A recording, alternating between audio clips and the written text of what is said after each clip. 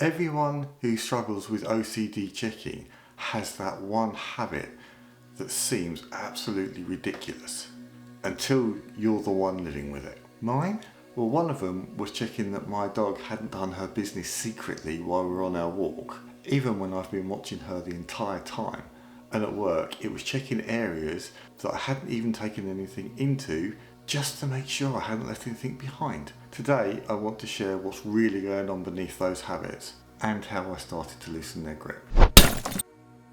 Hi there, I'm Brian and welcome to the OCD Loop, a place where we talk openly about obsessive compulsive checking, intrusive doubt and learning to live with uncertainty. If you've ever caught yourself checking something that you know that you've already done, or scanning for danger you know isn't there, you're in the right place. How it started. My dog walking habit started quite innocently. I was walking my dog around the beach one day and I noticed this sign saying, "No dog fouling, maximum fine £1,000. I'd seen this sign loads of times before, but for some reason that day, the thought jumped into my head, oh, but what if you've missed a bit? You could get fined. You've got to be careful with these things. On the next walk, I found myself checking it again, where I'd just picked up her business from. And then I found myself glancing back down the street, just to double check I hadn't left anything.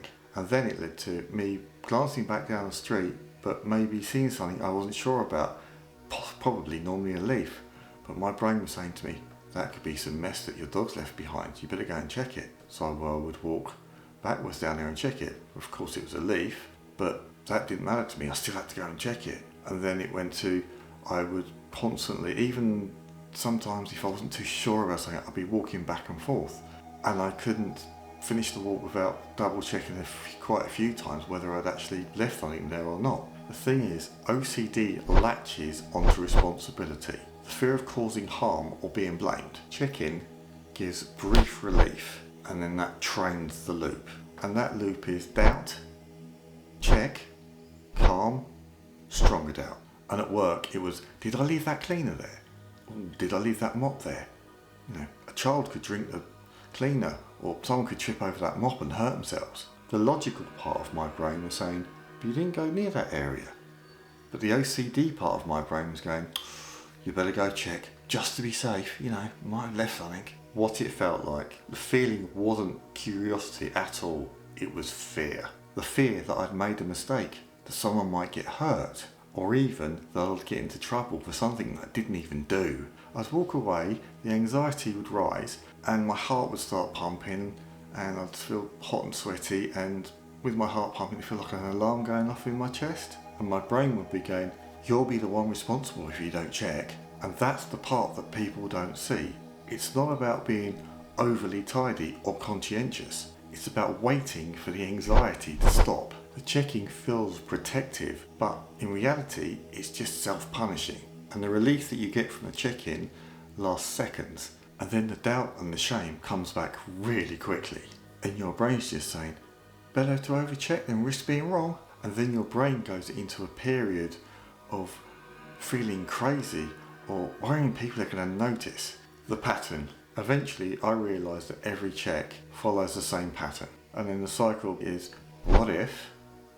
And then you check, and then you're calm for a second, and then your brain goes back to what if again. And I realised that I wasn't checking the ground, I was checking myself. I didn't believe my memory or my sense of certainty. It was like my brain had a faulty smoke alarm in it. It kept going off and off, but there was no smoke. And each check reinforces that alarm, teaching the brain that doubt means danger.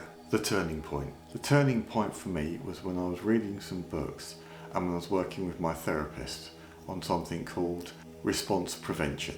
Instead of going back to check, I'd stop, pause for 5, 10, 20 seconds, maybe even longer. I'd get a lot of anxiety build up and then it'd hit a point and then it would gradually fall down again.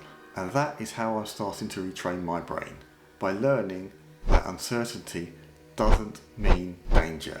Exposure response prevention, or ERP, is practicing letting the doubt be there. The first few times normally feel unbearable, But if you can hold it out, the anxiety does peak and then gradually fades away.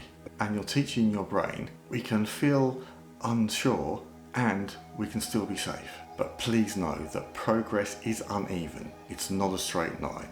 It's more of a wiggly up and down line. Some days are going to be good, some days are going to be bad. And the small wins matter, no matter how small. It's still a bonus. What I've learned that checking OCD isn't about what you're checking. It's about what you're afraid of. For me, that fear was about, with the dog walking, a child picking up the mess, or maybe someone slipping over and falling in it. No! Or, to be fair, about being fined, even though the chances of getting caught were quite minimal. It was the moral aspect of it. And with work, it was about, again, a child picking it up and drinking it and being harmed, or someone tripping over something and being harmed, even though I knew that I hadn't actually taken anything into that area. And for someone else, it might be the harm, the contamination, or the guilt. It's different for everybody. But underneath it all, it's always the same thing. It's not being able to tolerate doubt. And the more I practice letting go, I'm realising that doubt doesn't have to be answered, it just has to be felt. Healing isn't certainty, it's the confidence in handling the uncertainty. Compassion helps more than logic, and you can't out-check OCD, but you can outweight it. So, if you've ever found yourself over-checking something that seemed silly, please don't judge yourself. OCD doesn't care about how strange fear sounds. It just wants you to feel safe. And you can teach your brain that safety doesn't come from checking, it comes from trust. If this video resonates with you, please like the video, as it helps other people with OCD find it. And please subscribe to the OCD Loop for more calm, honest conversations about OCD, anxiety and recovery. And if you feel confident, please leave me a message in the comments telling me what's your strangest OCD habit. There will be no judgment from here. So until the next time, please take care of yourselves. And if you want to watch another one of my videos, please click here. Thanks guys, see you next time. Bye.